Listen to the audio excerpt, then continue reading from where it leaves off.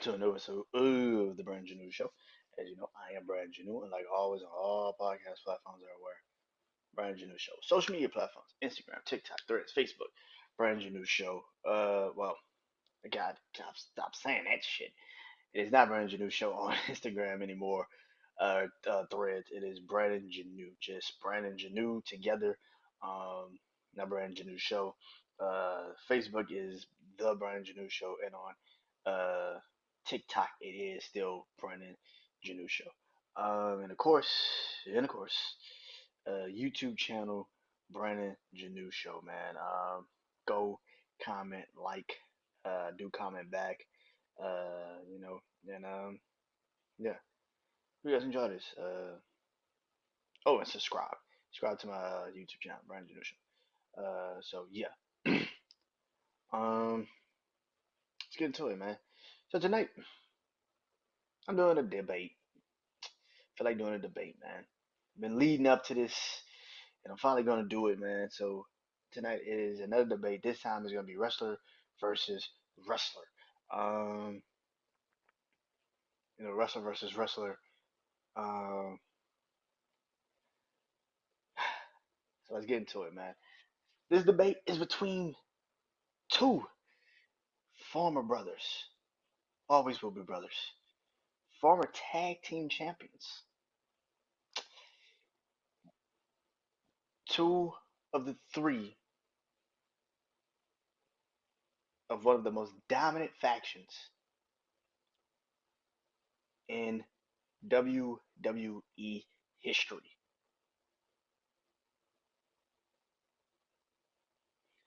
Um, they have both went on to accomplish a lot of great things, a lot of amazing things in WWE.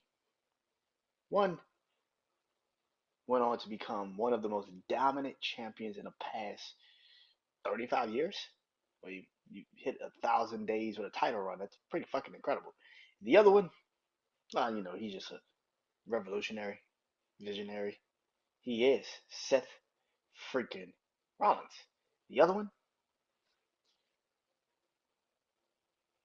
oh, he's just a OTC, the original tribal chief, the head of the table, Roman Reigns.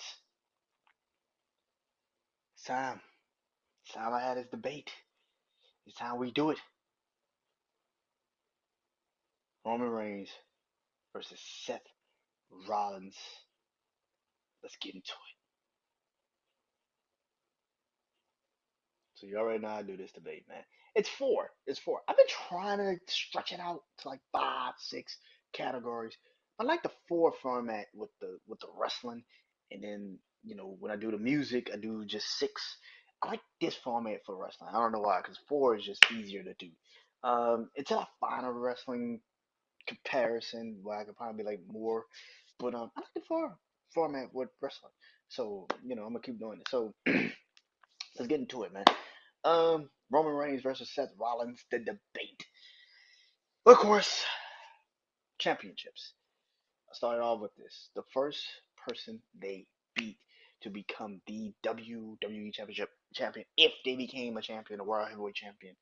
The first person that they beat, and the first person that they beat for Roman Reigns, it was Dean Ambrose, John Moxley, Survivor Series 2015 Survivor Series, 2015 Survivor Series. It was a tournament because Seth Rollins had blew out his knee, um, and the belt needed to be held up, and they went into a tournament, and Roman and Dean Ambrose was the last two men standing, and Roman won the title. Now, of course, he didn't keep it for very long. I mean, Sheamus came in, cashed in, and a lot of people think that it was Sheamus that he beat first, but it was actually Dean Ambrose who he beat actually for to become the WWE Championship champion. And yes, I know it was a very short fucking reign, but he won the title. He had the belt. Um, and that's his first time becoming the World Heavyweight Champion. Was beating Dean Ambrose, John Moxley. Now, for Seth Rollins, his first time was WrestleMania 31, the heist of the century, beating Brock Lesnar and Roman Reigns. It's kind of funny because the first time Roman won a belt, he beat John Moxley, Dean Ambrose, Shield. The first time Seth won a belt, he pinned Roman Reigns. The first time Dean Ambrose won the WWE Championship or Heavyweight Championship, he pins Seth Rollins. You see where I'm going with this? So, but nothing's beating the heights of the century. Nothing's beating the heights of the century.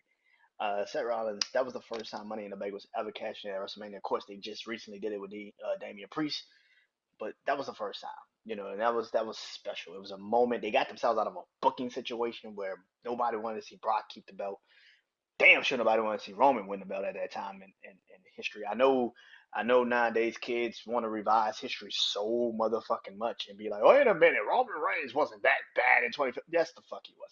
He wasn't bad. Just the fans was just not gonna be behind him. They literally saw him as what John Cena said he was, a corporate ass John Cena bootleg. They tried to make him everything John Cena was, and it fucking backfired. It kind of is funny because Vince learned from his mistakes with The Rock when he brought in Kurt Angle. He could not learn from his. John Cena was actually, as much as people hate it, John Cena was organically a face. When he became a face. Like he was organically a face. And he still has some remnants of the heel. Like when he went into that program with The Rock, that was John Cena, Dr. Thugonomics. Like that wasn't fucking John Cena. You can't see me, hustle, loyalty, and respect. Yeah, he had some of that, but that was the Dr. Thugonomics when he went up in that rivalry against The Rock. That's why you kind of fuck with him. Like it was like, nah, I fuck with John on this one. Like, nah, I gotta fuck with John on this one. So but yeah, man. So this was the thing. So people forget that. Like people act like, oh man, 2015, y'all wasn't really fans. No, bitch, we were there. We actually remembered. I remembered this. I remember when Roman was come in, smash motherfuckers. Literally was at that time when he was in the Shield. Came in, smash motherfuckers, had his little 5 minutes, did his damage, and then went on about his business. And then when they finally did break the Shield up, when they finally realized that's where they were trying to take him as the new top face, people rebelled. You still had Daniel Bryan. You had Daniel Bryan at the time. You had a lot of people that people believed that should have been more pushed than Roman fucking Reigns at that time. You had Dean Ambrose, John Moxley. Like everybody liked John way more than they liked Roman Reigns. Like it just wasn't there. It was just a lot of people did not like Roman at that time in 2015, 2016, 2017, 2018, 2019. Yo, yo, yo, was, it was like, and even I think he won like a Superstar of the Year in 2014. I think, yeah, he won Superstar of the Year in 2014. I think, yeah, he won Superstar of the Year in 2014, and he won Superstar of the Year in 2014. Uh, he came back in 2015 and he won the Royal Rumble. Like it was the weirdest time period. He won it what 2013, 2014, some shit like that. He won a Superstar of the Year. No, 2013, Daniel Bryan won that shit. 2014, at the end of 2014, they gave it to Roman Reigns. It was a weird time. That was a weird time. And then he came back and then he won the Royal Rumble literally like the next month. The man came back at like TLC and he won the Royal Rumble the next month. And everybody's like, what the fuck? He wasn't even here for like 2 months. The fuck is going on? It was just a lot of shit being pushed, and it was bad, man. It was bad. But yeah, I give it to Seth for that. I give it to Seth for that. Now, common opponent. Their best match is common opponent. It's the same. If you watch me do the top 10 list for Seth, you seen me do the top 10 list last week for Roman. It's the same common opponent, and that is Cody Rhodes. And for me, I know I gave all those matches trilogies. Cody said had a trilogy, 3 straight matches, 3 incredible matches straight. Roman and Cody have literally dominated at WrestleMania in the last couple of years, main events. But I had to separate it and have to give it just one match from both. And for me, for Roman, it's WrestleMania 39.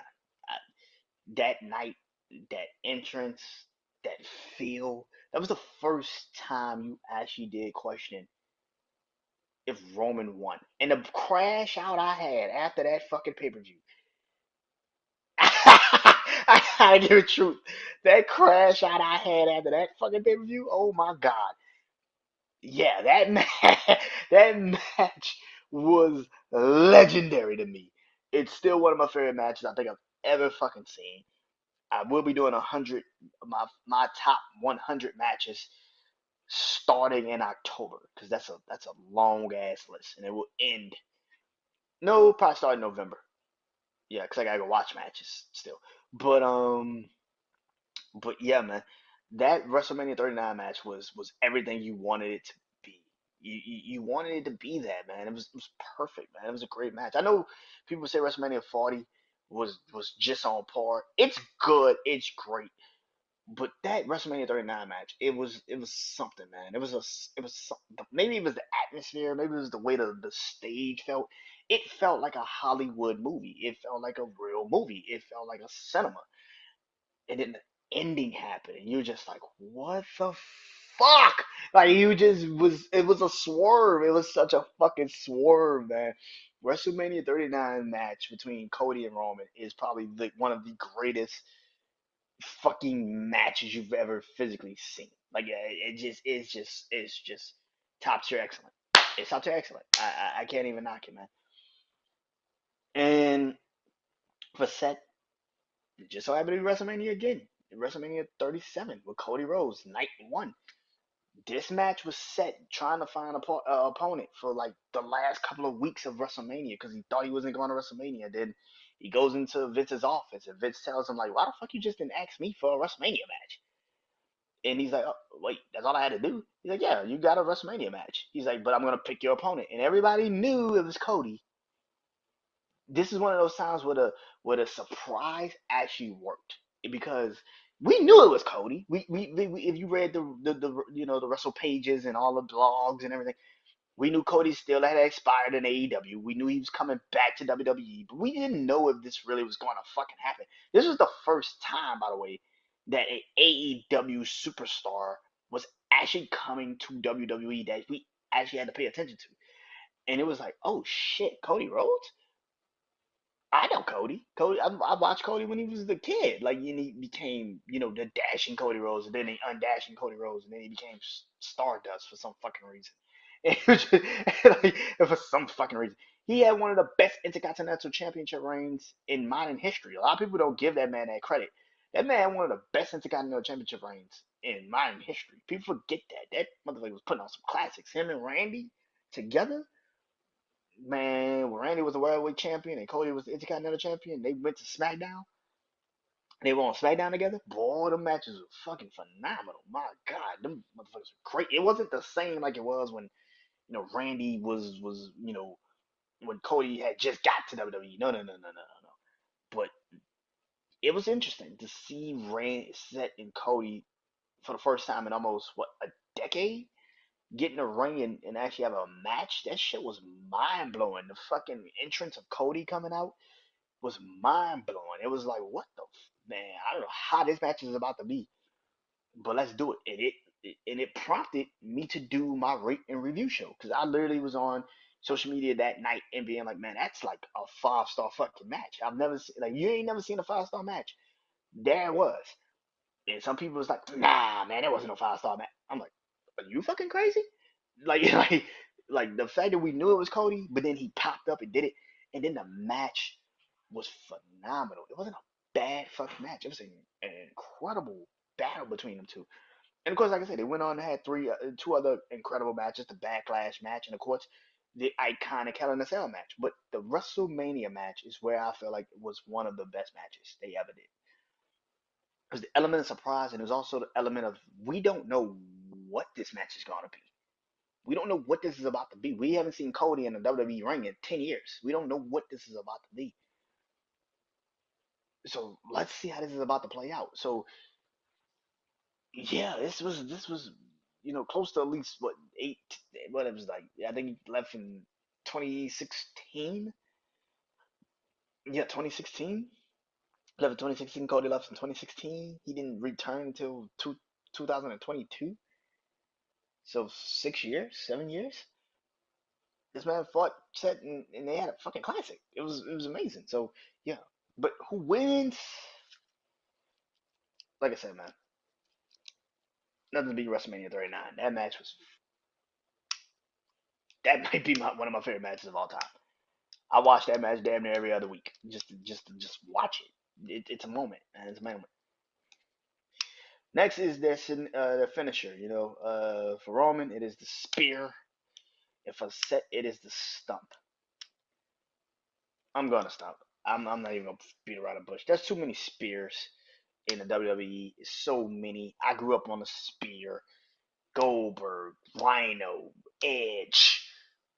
It was so many, man. So many spears. Roman spear is cool. It's okay, but it ain't like Braun Breaker spears. Braun Breaker spears feel like nigga broke his body. Like he broke some ribs.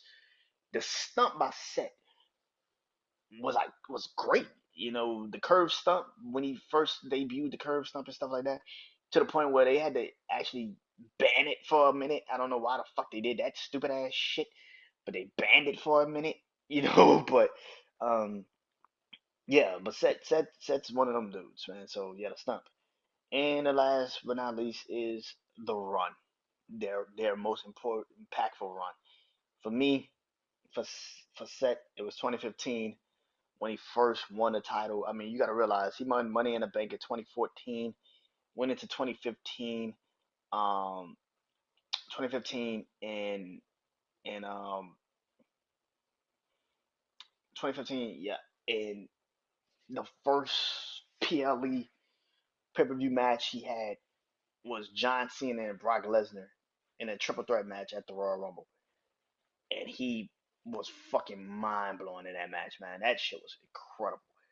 That whole triple threat match is incredible. If you've never seen it, go watch it. And then of course he wins the title at WrestleMania. He wins the title at WrestleMania. Takes one of the craziest RKO's in ever we've ever seen. Takes one of the craziest RKO's we've ever seen, and then wins the match, wins the title at the end of the night, and then goes on to have matches against Kane, which was kind of stupid. Didn't understand that shit at all. Randy Orton. Um, he had a 4-way with Randy Orton, Roman Reigns, and John, and Dean Ambrose. But then he started before when he got injured, man. Right before he got injured, you had a match against him and Brock Lesnar, and then he had the SummerSlam match with him and John Cena, and then he fought Sting and John Cena, and then he got injured. So not a crazy list when you look at it and think about it, but the way he performed, he had that classic match against Neville. He had the match where he broke John Cena's nose for the U.S. Championship. Yo, Seth was on a roll in 2015, man. That was Seth's best fucking year at that time. Like, yeah, even now, even recently, his best year was 2015. I would easily give you that. And for Roman, people gonna sit there and say, "Oh, all of the bloodline." No, for me, it was 2022. Particularly 2022. Same thing. You look back at that 2022, he started off with Seth Rollins. He fights Seth Rollins at the Royal Rumble. That crazy ass match where Seth comes out in the Shield gear. Um, Goes on to face Brock Lesnar at WrestleMania, wins both titles, then goes on to the next pay per view and have an incredible 6-man tag trios match, you want to call it that, with the Bloodline versus Drew McIntyre and RK Bro.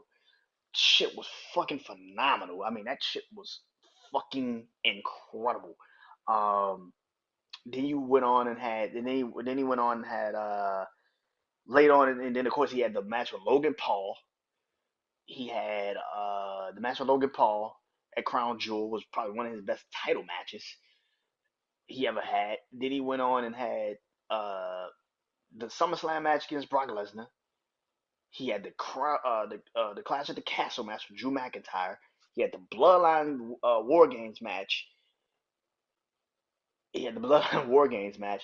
Yo, 2022 Roman was different. That particular time period of Roman as the Bloodline Tribal Chief, that dude was different. That 2022 Roman Reigns was fucking phenomenal. That dude was different.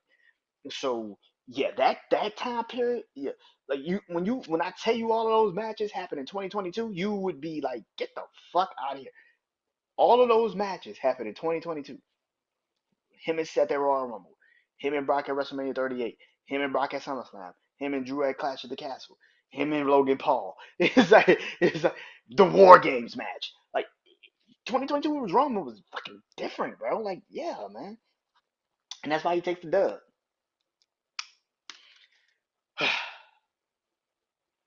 So it's 4-4. It's well, it's 2-2. Roman and Seth both got it 2-2. This is why I say I like this formula better when it comes to this. Who do I give this to?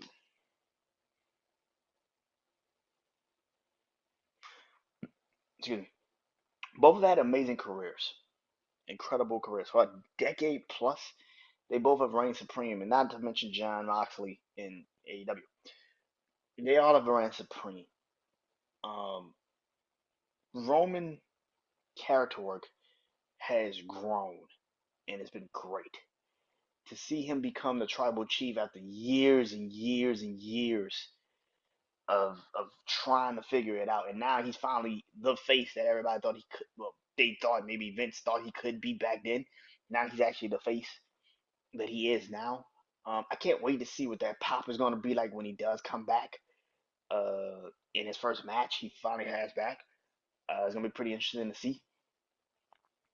Um,